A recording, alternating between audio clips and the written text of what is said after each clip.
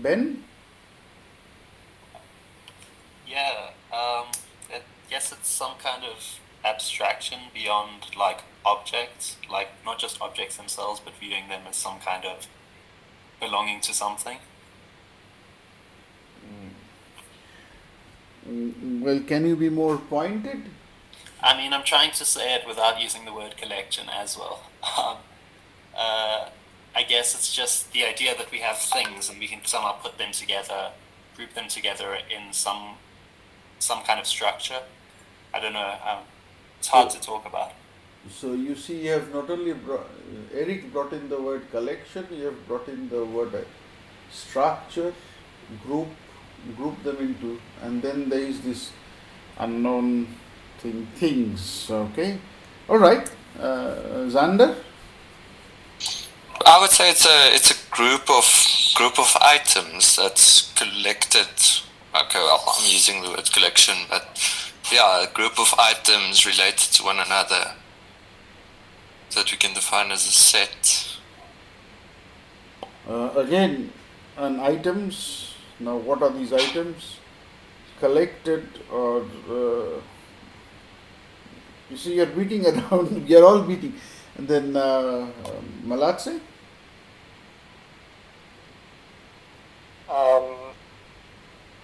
Set, I would also reiterate what the others have said, in the sense that a set would be,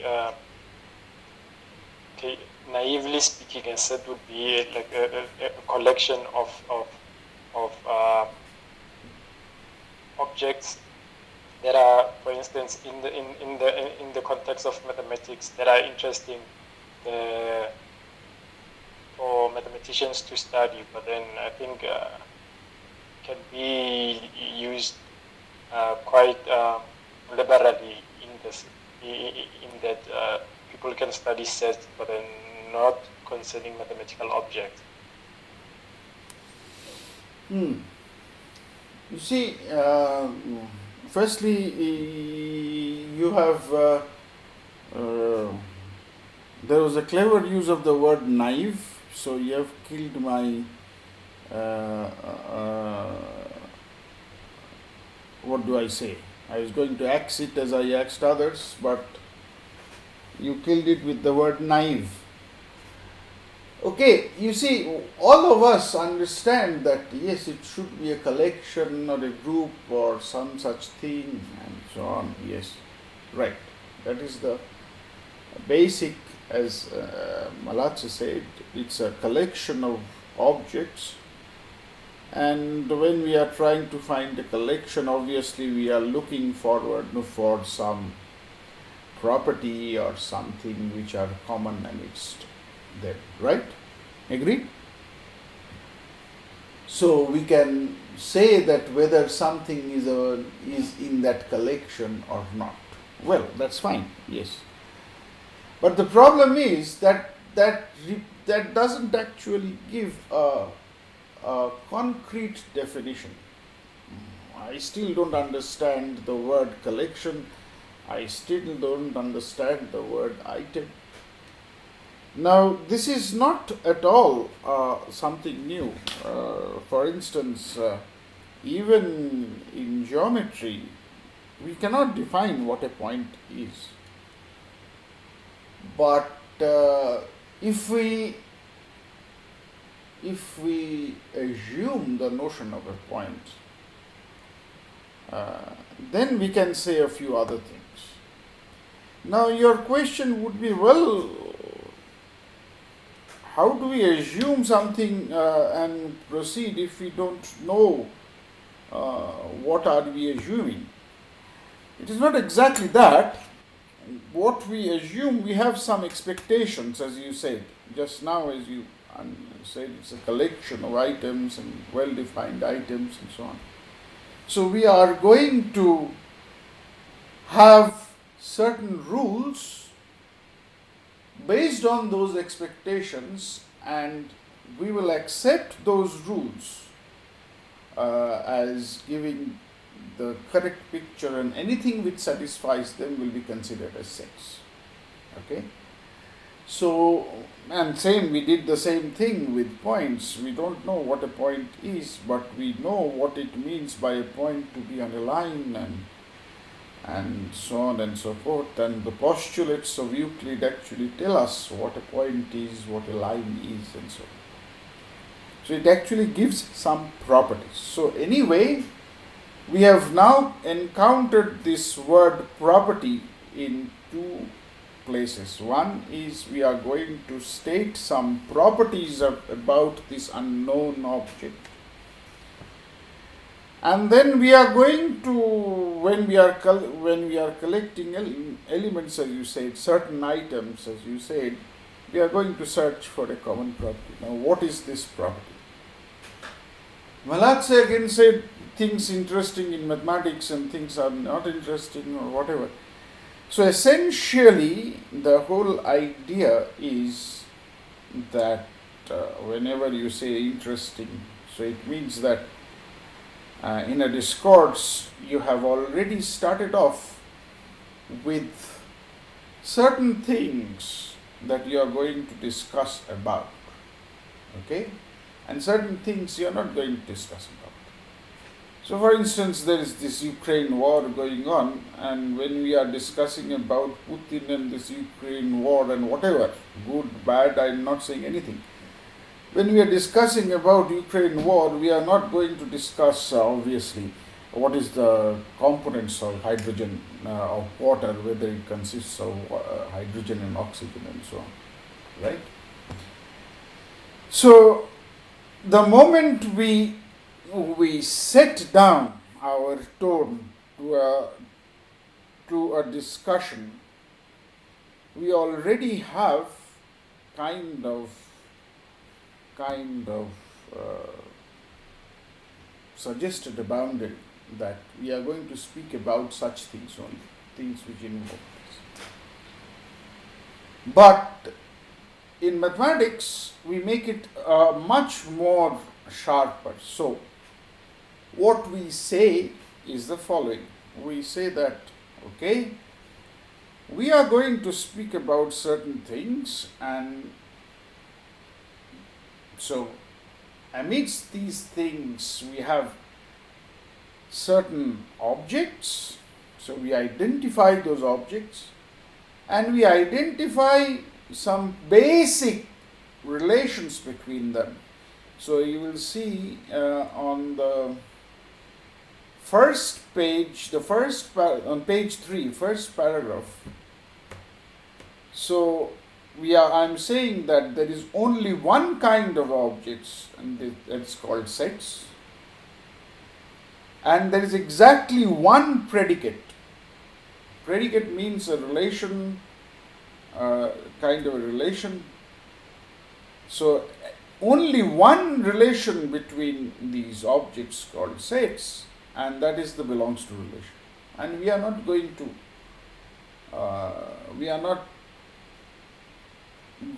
to, tinker with this any further.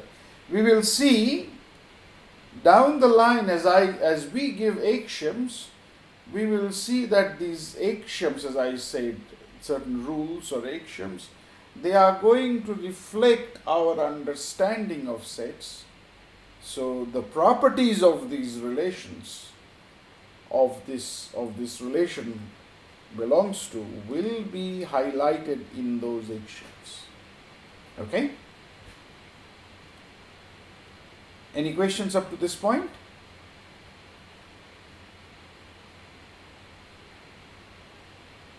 Shall I proceed, or any questions?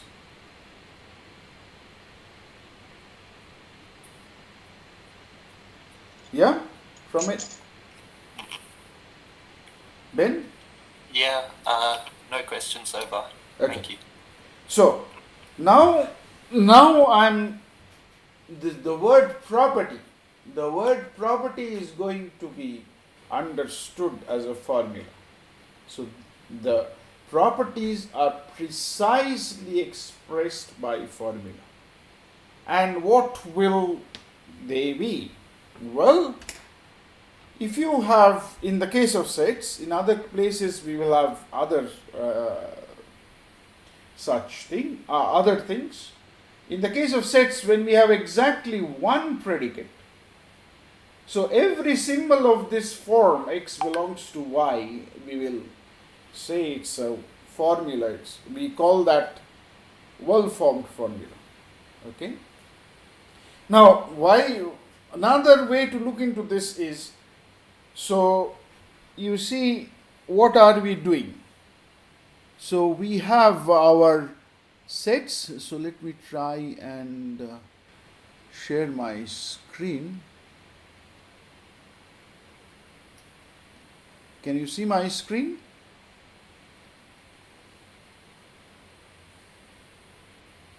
Yes, we can. Okay. So we have these sets. I'll write them as x, y, z, and so on, and we have this predicate. Now what we can do is, we can make several words out of this. So what will be words? This is a word. Well, we have a blank word which I'll denote like this. X, Y, Z is a word. So also is X, Y belongs Z, belongs T, S, and so on. So what am I doing? The analogy is, think about English. You chose your alphabet. A, B, C, D, and so on. And also the capital ones. And then you put these words aside by these letters. These are called the letters. Then you put these words side by side. And you have these are the words. Now out of these words, you are going to select a few, for instance, and give them some meaning. So you selected this word and gave it a meaning. Well, in some, you could have chosen this also, but okay, I have chosen this and given it a meaning. Once I do that, that becomes English. Okay, so you have chosen this word and give it a meaning and so on. So you choose words, give it a meaning, and you make up your dictionary. Now that is a natural language, so there is no other way of creating words or so on. At least in English there is no such way. But here we are going to have a rule, and this rule is exactly stated in the conditions A, B, C, D. So it says, so the first rule is that we are going to say, where X is a single letter, this is that predicate, and this is a meaningful word. And we will interpret this, we will say it in words like X is an element of Y, or X belongs to Y, or so on, something like that. So that's a meaningful word. Okay. Now the next step is quite elusive. It says if phi and psi are meaningful words or well-formed formulas, then so is this. So are all of them.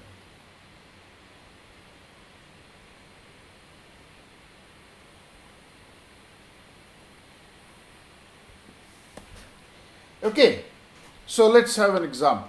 So I started off with this word. So if this is my phi, and if my psi looks like, say, the negation of phi, this is read as negation of phi, so it is nothing else but this is not true. So this is the short form of it. So this is not true, and or alternatively we will write it like this, or we will write it like this. Okay. What does phi this mean? This means that either this is happening or this is happening. So either x is a member of y or z is a member of y. So this is or, this is and, this is written as implies, phi implies psi, or we often say if phi then psi, and this is often called if and only if, okay, or by implication or if and only if. So if I have, so the second condition says that if I have such, then we will have these as well-formed formulas. The third condition says, well, that's these are often that symbol, that laterally inverted E, it's called there exists. So it means that, well, you'll see suddenly y phi of x like a function. Here you see x and y are two things, two such, we will call these letters as variables alternatively. So we could have written this alternatively like this, okay. So this means that phi is a well-formed formula which takes or which involves two variables x and y, okay. And whenever I am trying to say something like this, it means that phi is a formula which involves x. Now involves x, the involvement of x over here is said to be free, or y, it's said to be free, because here in this formula there is no condition placed on x or y, it is just, okay. So we say that this is free and so y is also free. And when we say something like this, we say that phi is a formula which involves x as a free variable. I don't say by this that there could be other free variables. I didn't say that. There could be. I didn't specifically say it has only one. Phi x means that there is x as a free variable, there could be others. And when I am saying this, I am making the formula, the statement, there exists an x such that phi x, and then obviously such that phi x means such that there exists. Whenever I write phi x, it means that this statement is going to be true.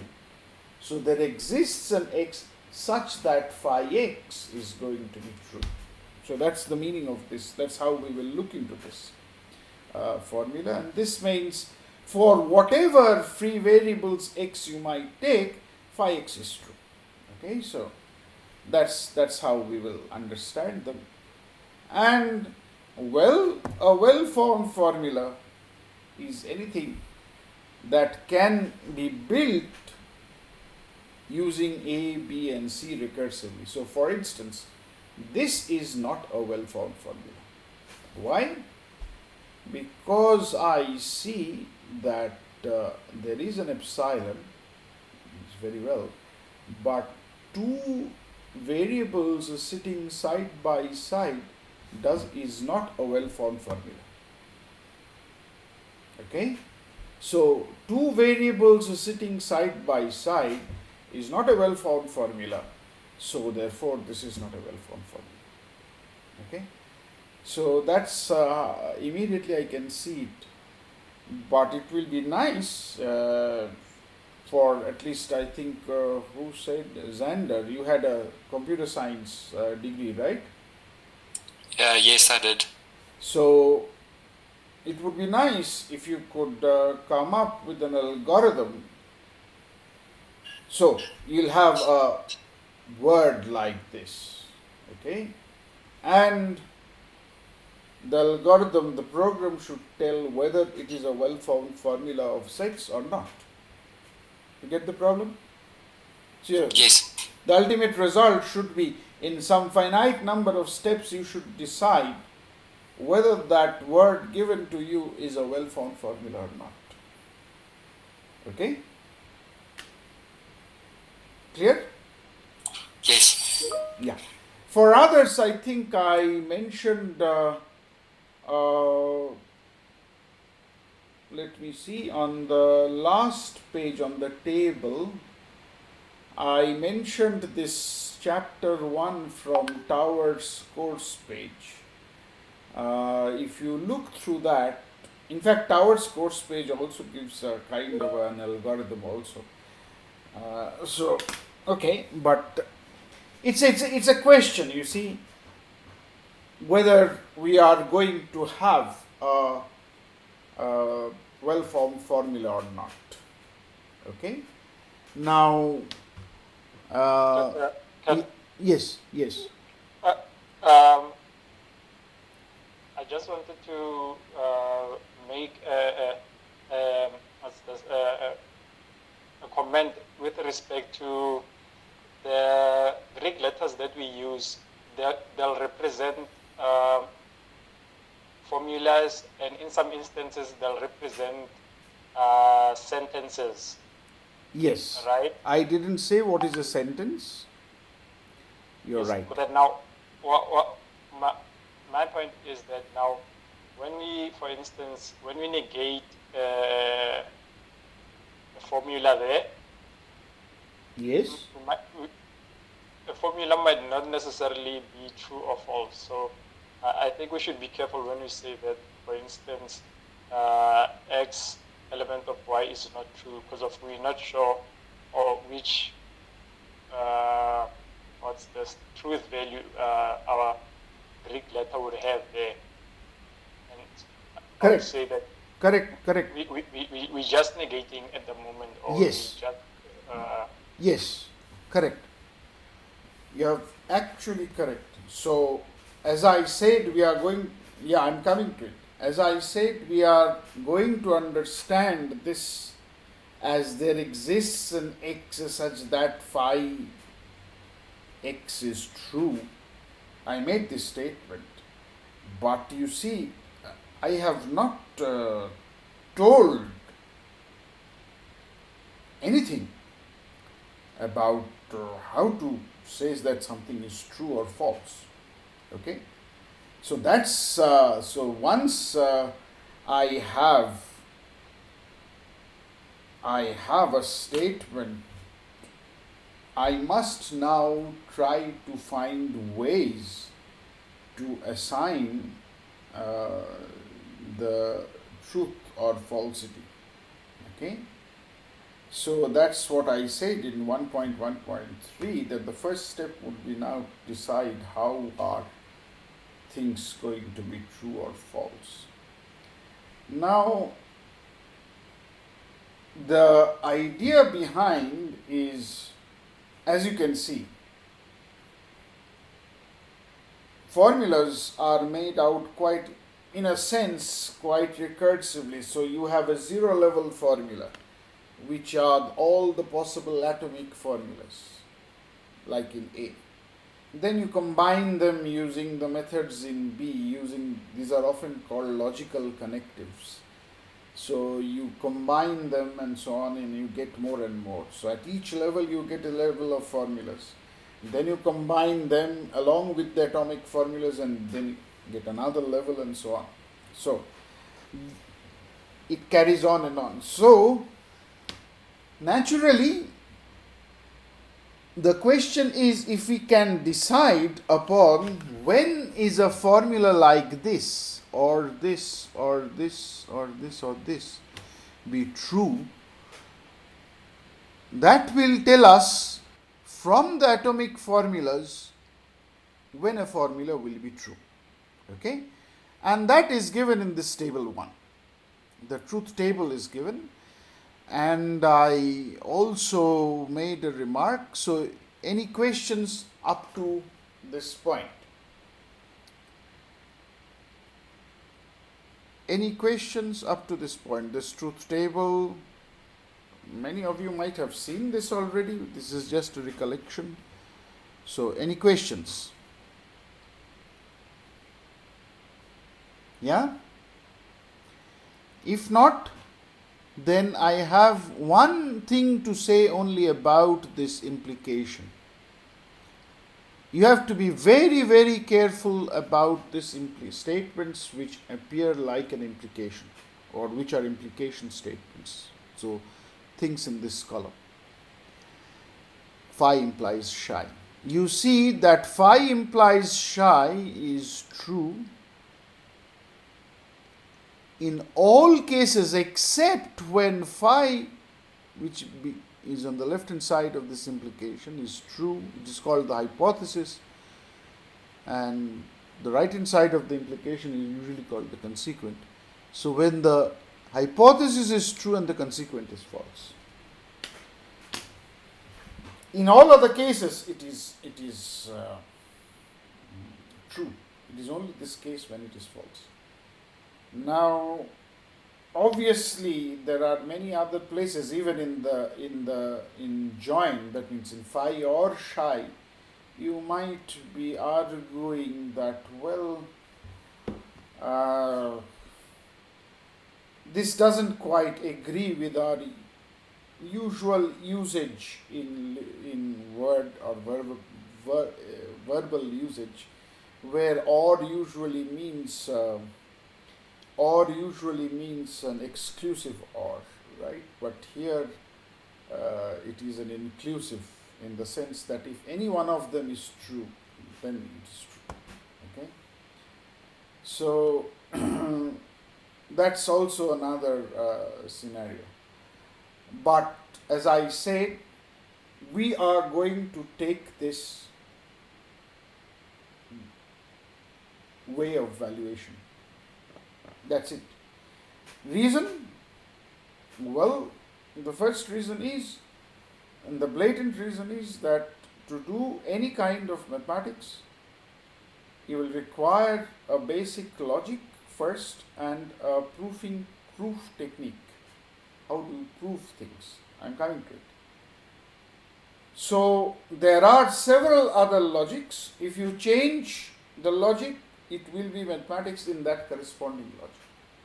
In this course, we are going to accept the classical Boolean logic. And that's how, this is the truth table for it. There are other logics where there are other ways to combine and other things, and they have their truth tables or ways of evaluating truth and so on. Okay, so we will not question this table 1 any further. So in what follows, we are going to use this, and in that case, this implication, the one thing that I wanted you to be very careful about is this: when the hypothesis is false. This is often called the vacuous truth. So we will very often see examples of statements which we consider as truth, but they are actually true vacuously. Okay? But remember, we are in classical logic, so such truths are given to us. Also, another thing that that a statement is either true or false, never both. So if it is not true, it is false. If it is not false, it is true. So this is often called the excluded middle, and we are also going to accept that. Okay, so now about 1.1.4. Let me try and show. I think David asked me during the week whether you are going to write down the truth table for this. Yes, that's one way. But here is how I will work it out. So let's try. Say number 8. So I am saying that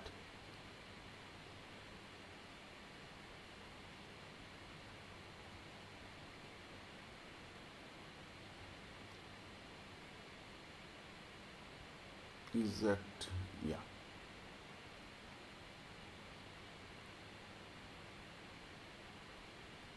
So I am saying this, so I usually write it like this. So I am saying, so I have to prove that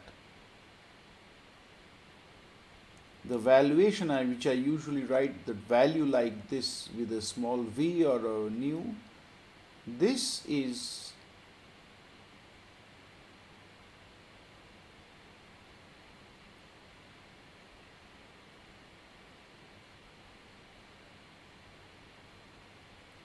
is always true. Okay. Now let's see. This statement, let me copy this. Now, this statement is true if and only if. Let's look into the truth table for implication. So it says, when is an implication true? When the thing on the left and the right both are true or both are false. So this is true. Let me try and draw this. So it's two possibilities.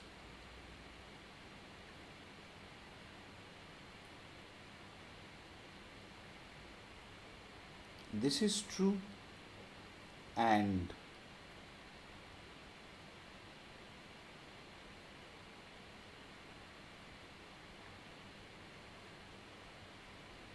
this is true. This is one possibility. And the other possibility is both of them are false. Agreed?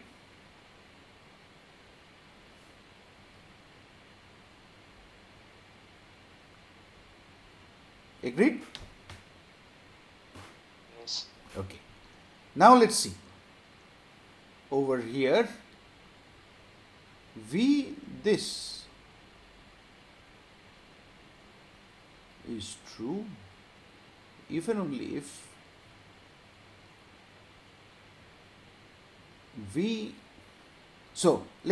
true is for the or. I know it's very difficult.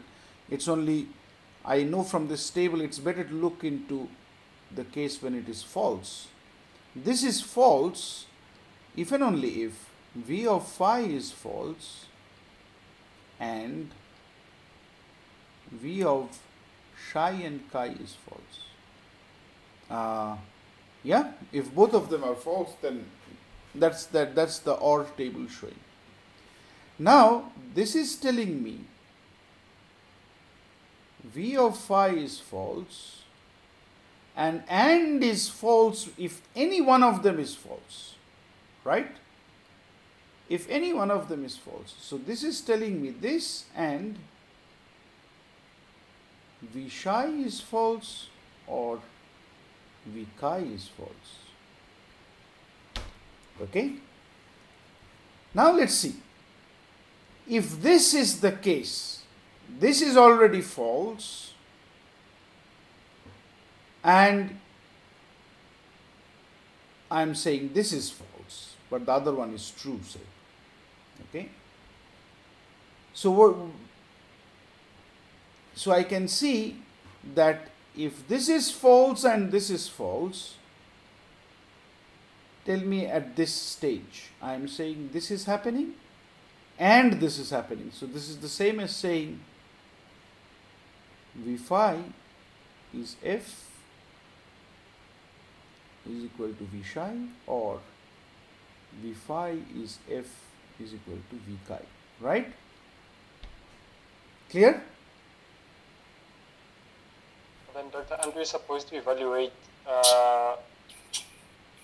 when it is true. If I can precisely say when it is false, then okay. Yeah. Okay. Is this step clear? This step, is this clear? This is v phi is f and this thing is happening. So it means that either v phi is happening and this is happening, or either v phi is f and v chi is f, right? Yes. So this, now let me see. when both phi and psi are f, I know phi or psi is also f, or phi or chi is also f. Okay? I didn't change anything, but I changed from here to here. This, I know that phi or psi is f when both of them are f, right? And same over here, right? Correct? Is it right? Yes, it is correct. But then, just explain your line of thought, because of like you said, we want to evaluate the case when it is false, but then like our very first step there, you are evaluating you are evaluating it for the case when it is true. Okay. One minute. Okay. Let me copy this working somewhere else. So let me say it in this way then.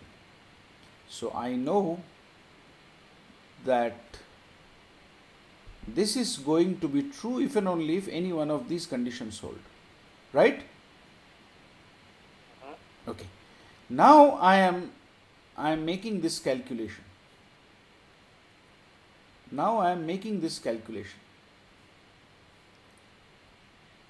you have any problem now? I am saying that this side, this is false if and only if up to this point. Any problems? Okay, we're making the calculation with respect to the number 2, right? Not number 1. Yeah, we are making that calculation. Yeah? With respect to number 2. Yeah. Okay, So, not a problem. So, this then tells us that either this is false or this is false. So, therefore, phi or psi and phi or chi is false.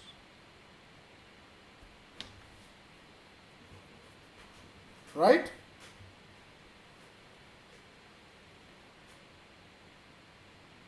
Yeah? Clear? Yes. Okay. So then what did we prove? So therefore, the value of phi or psi and chi, this is what we proved, is f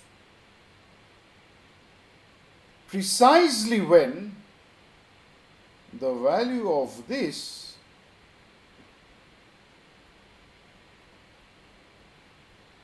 is f. Okay? So that's what we proved. So therefore, the value of this is true if and only if the value of this is true.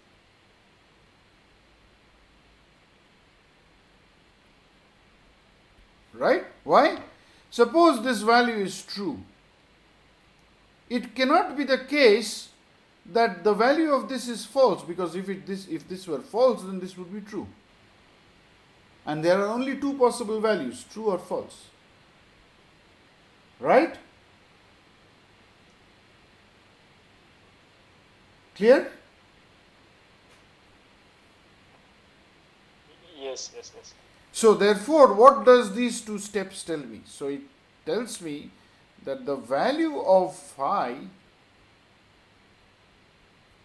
is always equal to the value of this.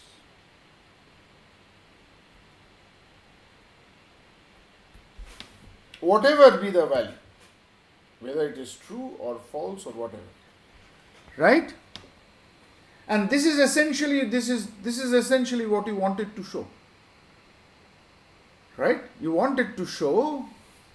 So that's what it is. You see, phi if and only if psi, that is true if and only if the truth value of phi is same as the truth value of psi. That is what you wanted to show, and that's what you have shown. Okay? So therefore, this statement, the value of this is always true. Okay? Clear? And Doctor, for instance, are we not missing the instance where the value of phi and is it psi and c is false, and then the other side of the implication where that one is true? So which one are you saying? Are we not missing this case when value of phi and psi is false? And No, let's just go back. Let's just go to the previous page. Okay, scroll up a little bit. Yeah. Scroll up. Okay, the very top one that we're trying to prove, we have phi and this junction there, implying, right? So we have our hypothesis. Are we not missing the case where our hypothesis is false, and what's this? Our conclusion is true? No. Which one is false and which one is true? Okay, wait. Let me. So the top one, we have the case where the only time it is false is when we have a false hypothesis and a true conclusion, right? That's the only time when it's false. Which one? The whole implication. So this you mean to say this statement which I am now circling? Yes. That is false. If you see the last column, it says that by implication is false, can only be false when the truth values of phi and psi differ. Right? Okay. Right? When the truth values are same, be it t or f, the by implication is always true. Right? Oh yes. No. I'm okay. Yes, it's the by implication. Sorry. I was thinking of the implication. No. Yes. Okay? Clear? Yeah, not a problem. Yeah. So you see that that's so now. So essentially what I wanted to say is there are certain formulas such that V phi is always true. And such formulas are often called tautologies, or, well, they are true statements. So whatever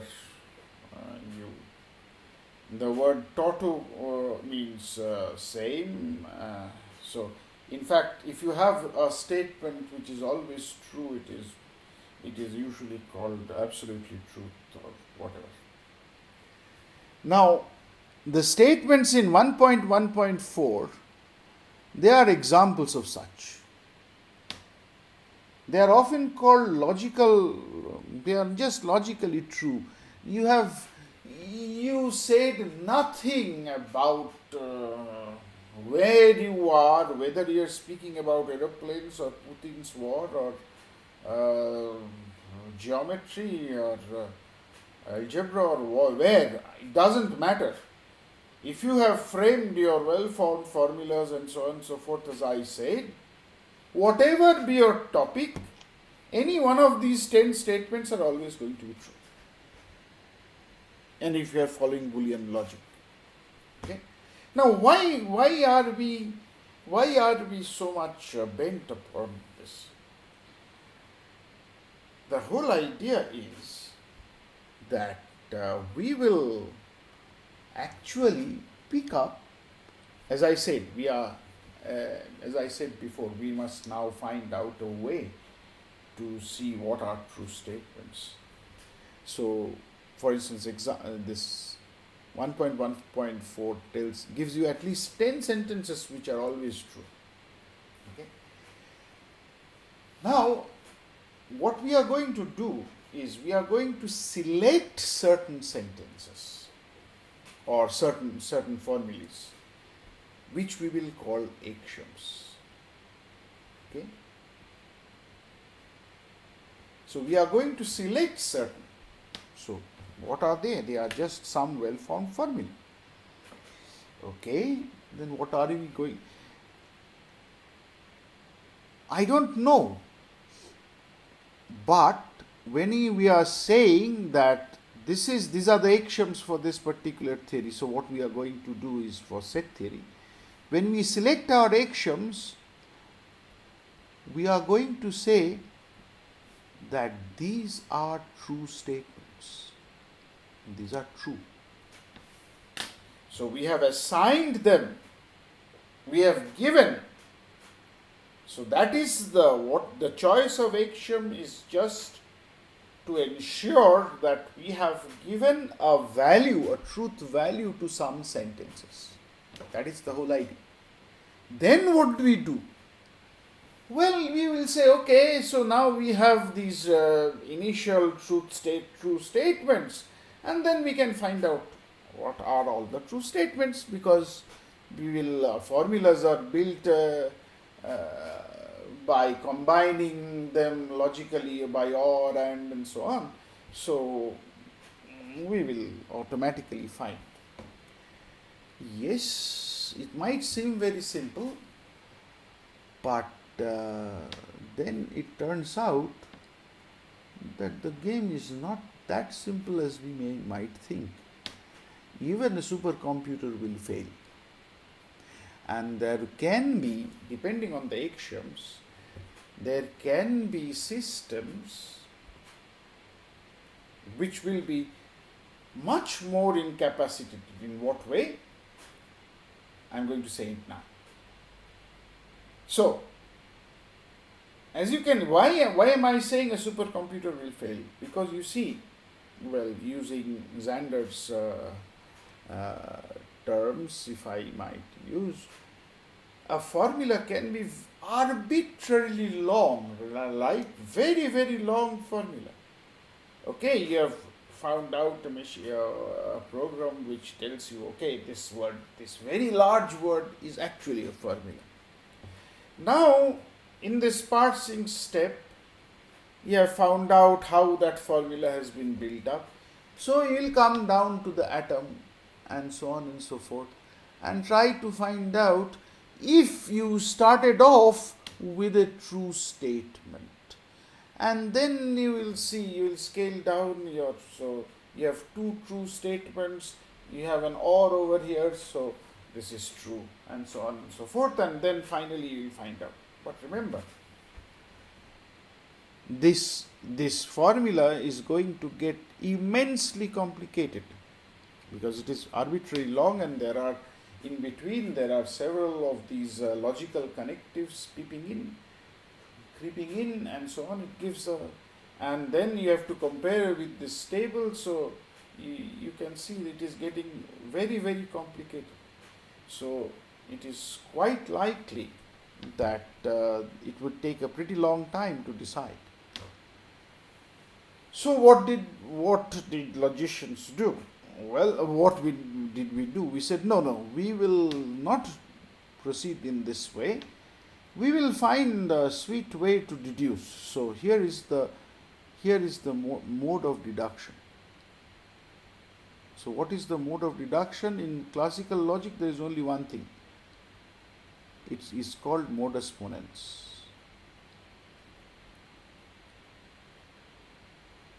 And what does it say?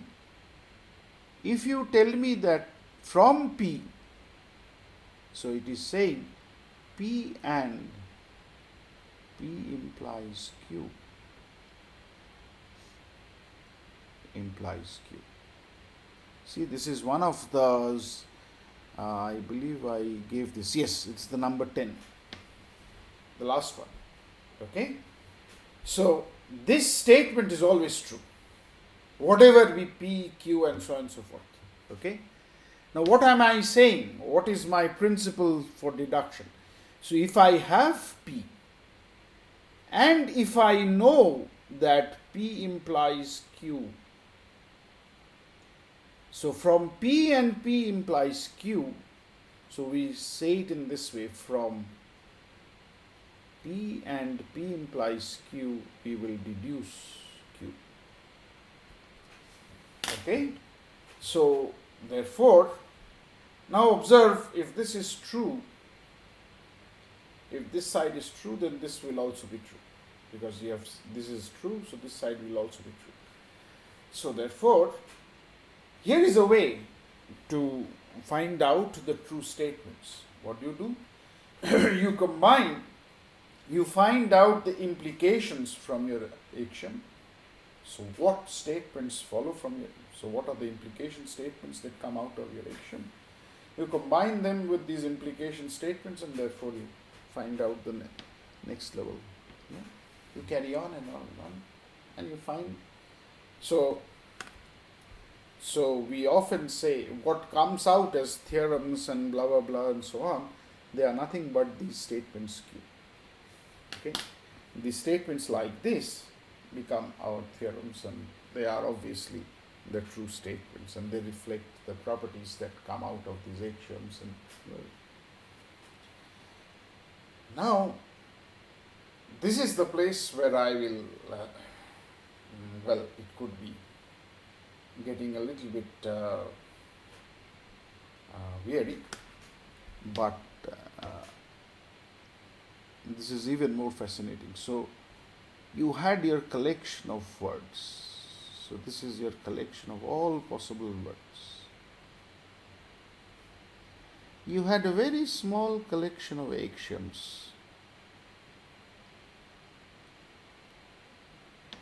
So whenever you are telling me this, you know that these are at least the true statements. Now once you have your axioms, you can obviously find out. In principle, I am not saying that you can really implement this, but in principle, therefore, you know all statements which are true.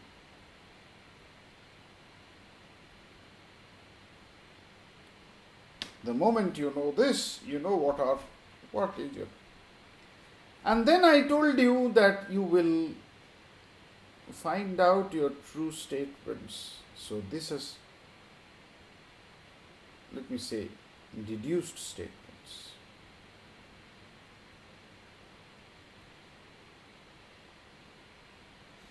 Is there really a gap here?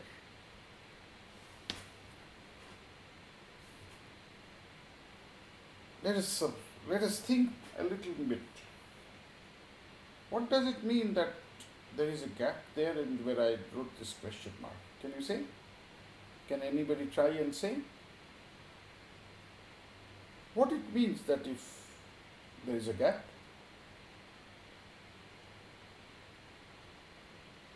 Can you try? Let's try one by one. Eric? What does it mean if there is a gap? If there is a statement where I wrote this question mark, what does it mean?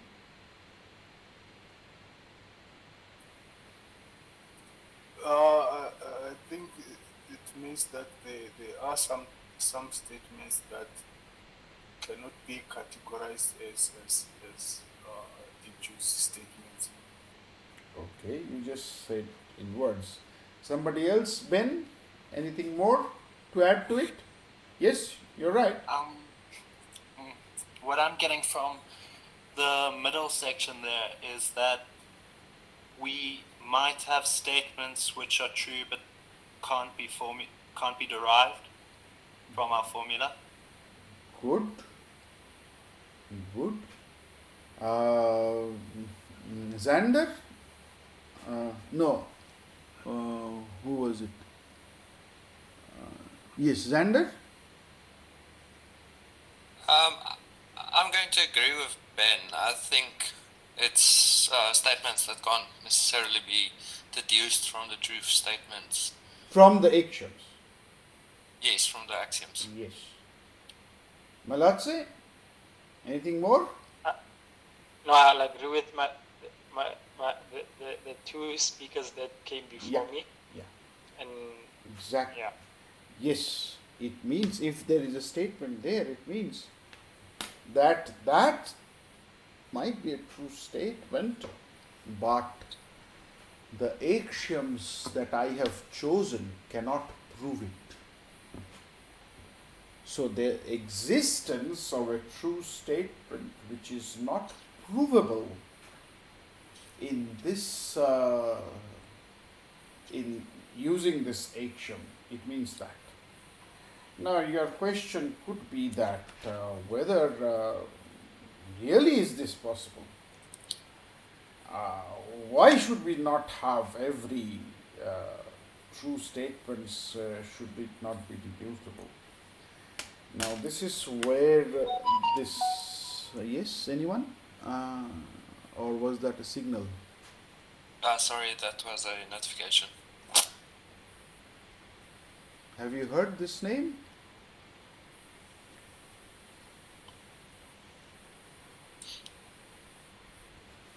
Kurt Gödel. He proposed, I think, the incompleteness theorem Correct. of Gödel. Correct. And that is exactly this. What Kurt Gödel says is if your axioms are rich enough to produce or to speak of or to think of natural numbers, as simple as this as natural numbers, then in that axiom system, in that world, there always exists a true statement which can never be proved from those axioms. So such theories are incomplete. So that's why it's called the incompleteness theorem, because such theories or such axiom systems are incomplete. Complete means when every true statement is deducible, has a proof. Well, does there exist any complete? Yes, there exists. Very simple. It is called. I think it is there in Tauer's notes. They are usually, for instance, propositional system. First order propositional theory is complete. Every true statement is deducible.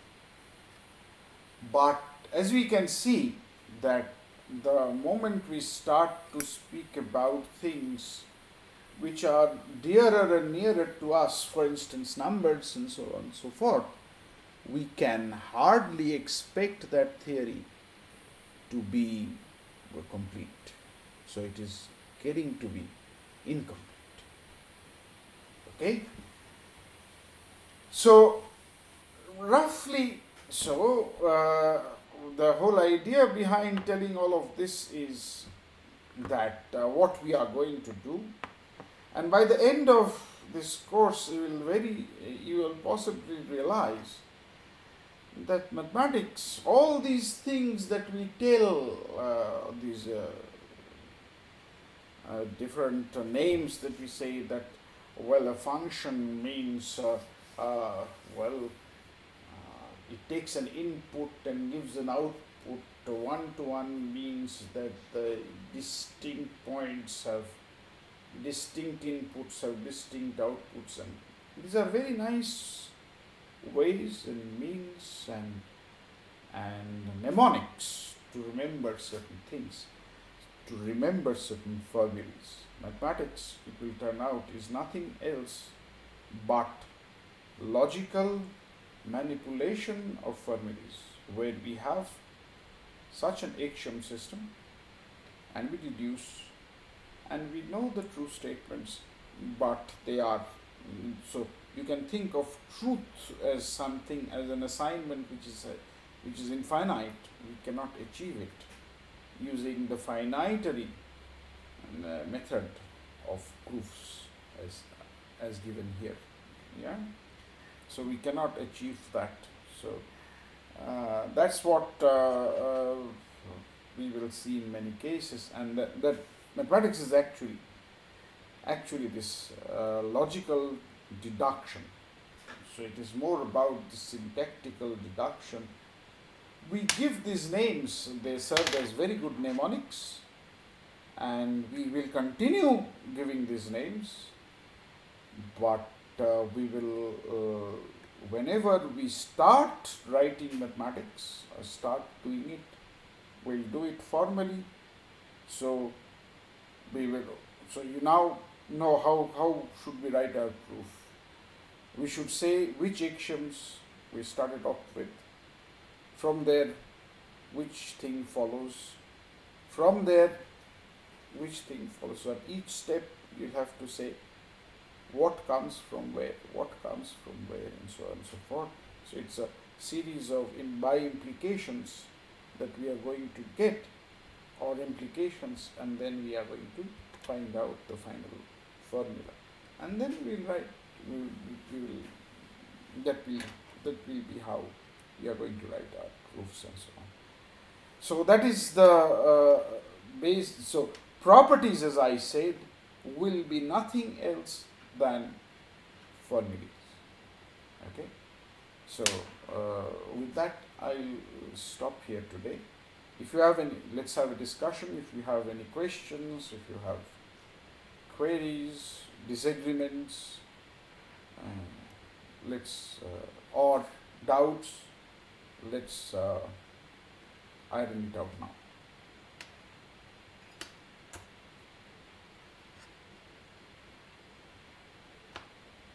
Okay, Doctor. You mentioned Cadwell's work, in which you put a question mark in between the deduced statements and the true statements, and well, in terms of reconciling things, or as I've read somewhere else where it said that essentially what the incompleteness theorems tell us is that truth or mathematical truth and probability do not always coincide. And if that is the case, how then? No, probabilities. Well, the moment you bring in probabilities on the truth level, when you are bringing in probabilities, you have already changed the logic. Okay? Okay, but then the deduced statements, don't we deduce them through, okay, we deduce them through inference, right? That's exactly modus ponens. Yeah. And then such statements then are what we call the theorems. But then aren't the theorems exactly those statements of which you can provide proofs for? Yes. These are precisely the deduced statements. The theorems is another name for deduced statements. Yes. So Hence, Q becomes a theorem when you have yes. P and P implies Q. So Q becomes a theorem. Yeah. And what I'm saying is that in the instance where we have true statements of which we do not have proofs for, that is exactly the incompleteness result by Kurt-Gödel. Yes, Isn't it so? yes, and also it must be said that uh, having to establish that a statement is true but does not have a proof is an incredibly difficult task. Uh, I must add this. It is not something which is very trivial or simple. No, that I understand. But then now, what I'm saying, or when I say probability, I mean it in that sense, in the sense that from the axioms we can deduce such a statement. Sorry, you said provability. I heard it as probability. Sorry, okay. No. Probability in the sense that his Yes. the essence of his is that probability and mathematical truth do not always coincide. Yes, exactly. That's what I said. So now, did you? how then are mathematicians or logicians trying to, for instance, reconcile that? No.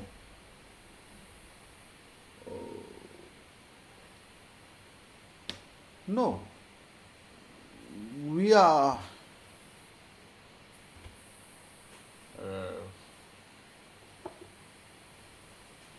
Come, let's purge thy mortal grossness. Have you heard this? Pardon? Okay. Come, let's purge thy mortal grossness. Have you heard this? No, I have not. Others, have you heard this? No. Okay. I'll often say some such things like this. Please tell me if you have not heard.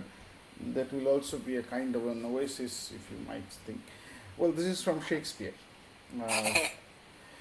It's a Shakespeare, it comes from Midsummer Night's Dream. So, a fairy is suddenly in love with a plumber and with a donkey head on his shoulders. So, this fairy is very quaint and dainty and can move over flowers, and obviously, as you can think, but this is a very gross person. So he cannot do that, and when he expresses this incapability, the fairy tells, "Come, let's purge thy mortal grossness." So, we are not fairies. We accept our mortal grossness. So we accept the fact that there are statements true but not deducible. If we can, now what we do with this mortal grossness? Yes, that's the next step. If we can find such a statement, then we can extend our theorem, our theory. What do we do? Well, we will then include this in our new set of axioms. Okay? So, this is rather, that was really very gross. So, we include this. So, this red. We include this in our axioms. And then try to find out with the hope that we will be able to prove all the, but therein also there is a theorem called Henkin's, usually called the Henkin's algorithm. It says that suppose you have a true statement which is not provable from a certain axiom system. If you add it to the axiom system, there will still be another true statement which is not proven.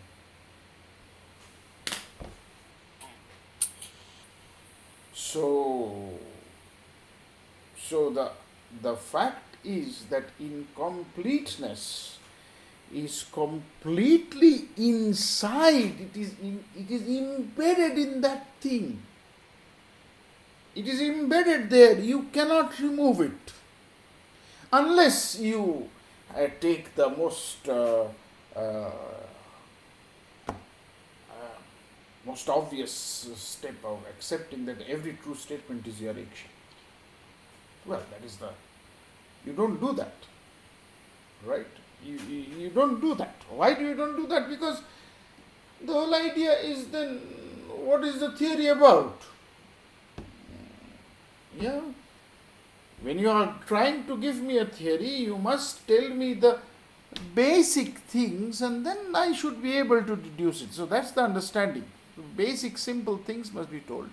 If you go on and on and on and on telling me all the complicated and big things, then you're not telling me a theory, you're just narrating me all the true statements. That doesn't help.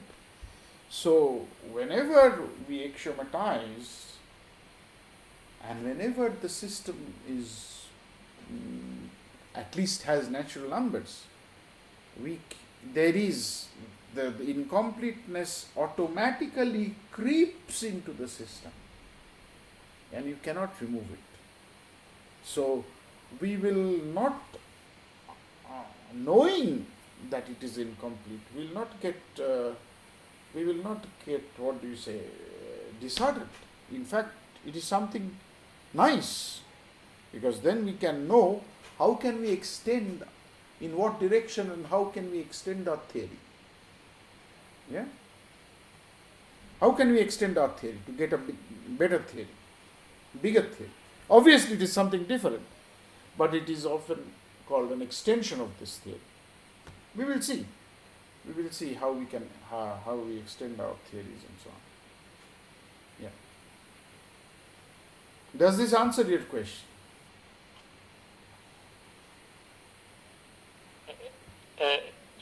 Yes, a little bit. I'm not completely satisfied. If you are dissatisfied with incompleteness,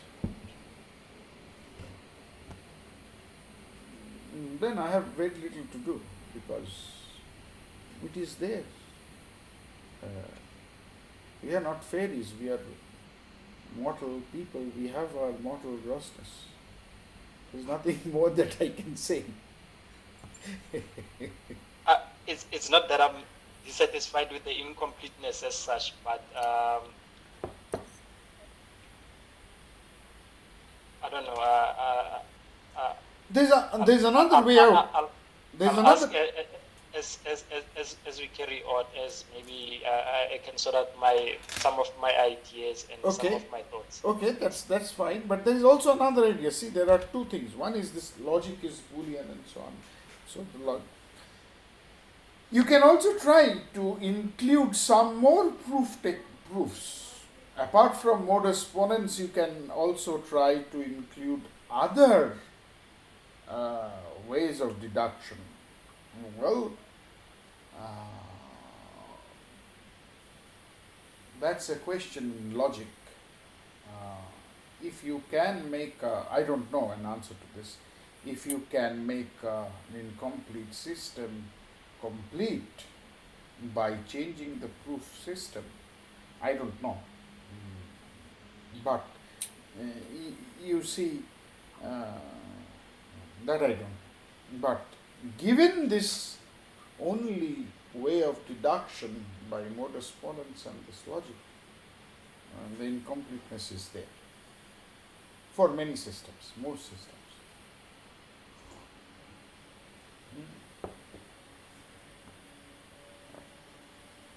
And obviously the other side of the story is, if every true statement is deducible, then if we are in such a complete case, obviously we can just arbitrarily forget about deduction completely, and then we just evaluate the truth. If it is true, then it is deducible, right? So that's also another upshot of that of completeness. But yeah.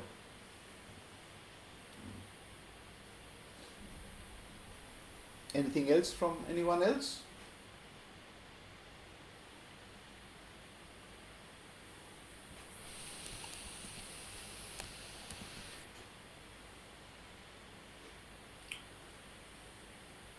Anything else? No, it's very interesting. Looking, are we going to be looking at the incompleteness theorem this semester? That's a very good question. I would have loved to, but but okay, if you get interested, you can obviously carry this on, and you can write this as an essay. Okay. Yeah, Okay. Thanks. Thanks, Yeah. Doctor. you can take this as an topic of essay also. Yes, that's possible. Yeah, this is this area. This way of I appreciate it. Yes, it's very very fascinating. Yes. Any more? Any questions? Any comments? Or are we getting near to the end? Before we end, I think we should have another announcement.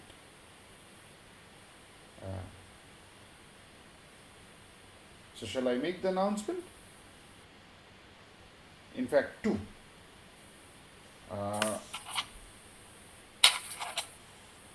The first one is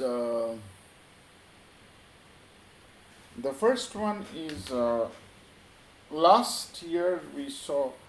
I don't know how responsive this my UNISA site would be. Last year we had problems in between and so on and so forth. But this year, if we are completely dependent on this my UNISA. Okay. But and the thing is that we also had a WhatsApp group, and we could communicate very easily on the WhatsApp group by giving messages, so that the message is accessible to everyone.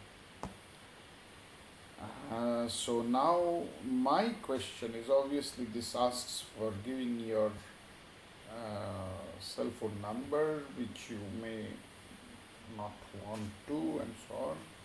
And also WhatsApp has its own problems, so exposing yourself to those problems also.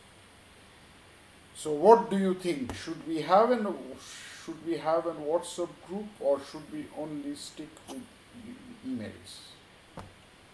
I am fine with any one of them.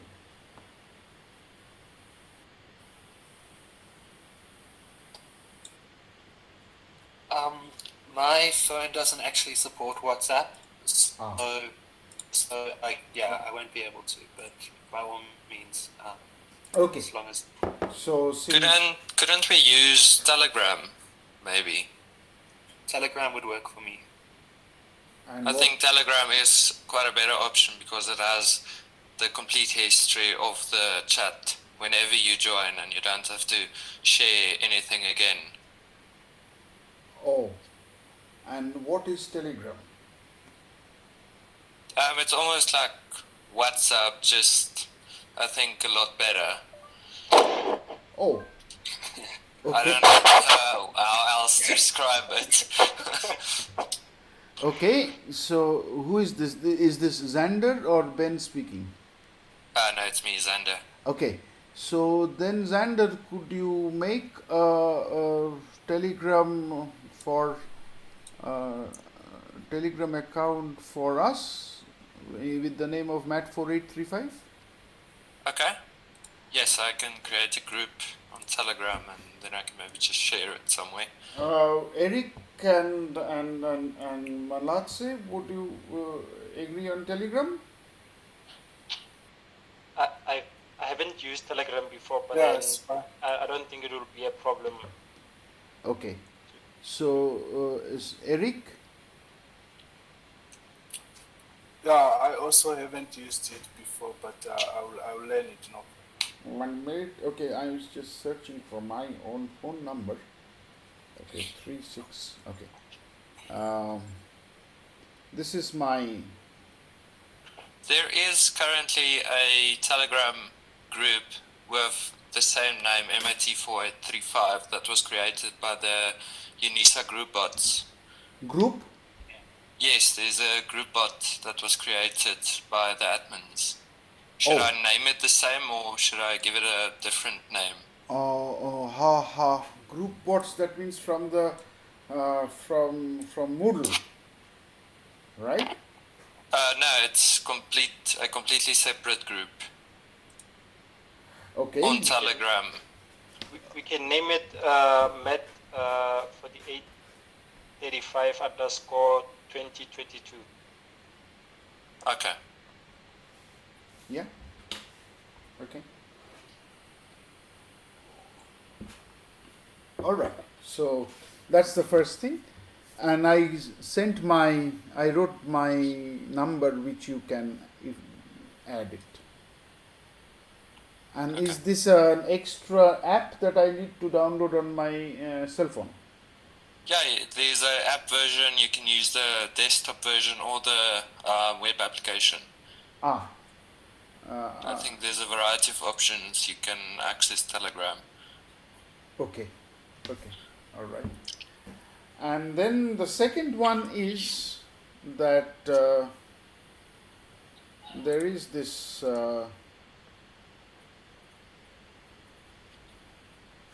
Well, this is National Institute of Theoretical Computer Science and so on. So there is going to be, from March a little later on, there is going to be a 1-year course called Computational Mathematics or something like that. I've forgotten the name or something. I'll send you. Now, this is going to be again a weekly lecture series, yes, on set theory, but it is a free format in the sense that there will be a component of the set theory and it will be implemented in a language called Haskell. So this programming part will be done by Yorick Hardy from WITS. And I'll be doing the set theory part. So it is kind of coupling with each other, how much can be done in Haskell and so on. So it's more or less like a discussion, and there will be many others. So if you want to join, then I would actually post the what is a poster on the UNISA website, our website. You could write to these people, and once you write to them, and ask them, specify that you want to be included in their mailing list, and then they will be sending these notices, and you will get it. It's not only this; there are other schools and which are being also organized by them. You might find them interesting. So these are the two things that I wanted to say, and with that we will stop today if there is nothing more.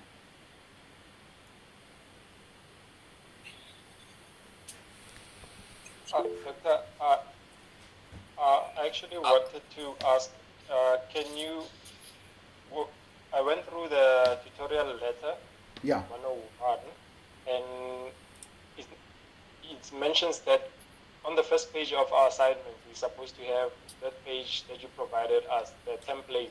Yeah. That all have, yes. Was that also typed in LaTeX?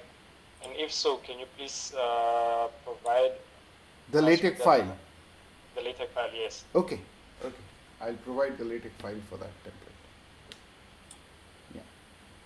Yeah. I've shared a link to the Telegram group on the in-call messages.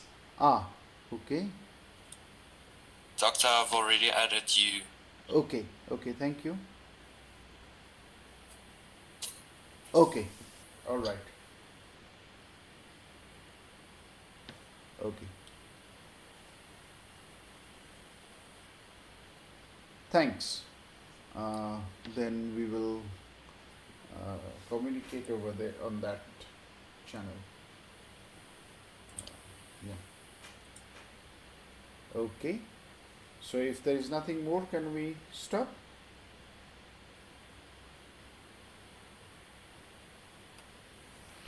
Thanks. Yeah. Thanks, everybody. Thanks, and I'm just following through now with the link. Thanks, Doctor, and thanks to the rest of you. Yeah. Thank you. Thank you. Good night and keep well. Thank you, everyone. Thank you. Good night and Thank you, keep well. Doctor. Keep well. Yeah.